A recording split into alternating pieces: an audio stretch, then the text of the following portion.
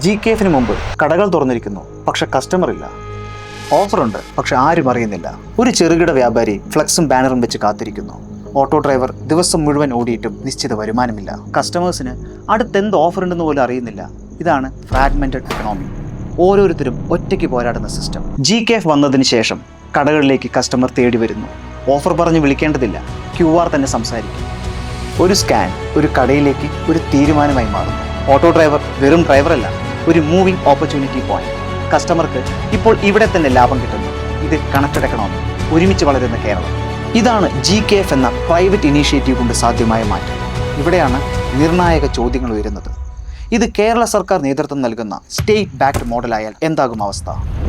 ഇത്രയും വലിയ ഒരു ജനകീയ സാമ്പത്തിക മൂവ്മെൻറ്റ് ഒരു പ്രൈവറ്റ് പ്ലാറ്റ്ഫോമായി മാത്രം നിൽക്കണോ? അല്ലെങ്കിൽ കേരള സർക്കാർ നേതൃത്വം നൽകുന്ന ഒരു സ്റ്റേറ്റ് ലെവൽ എക്കണോമിക് റിവൈവൽ മോഡലാക്കണോ?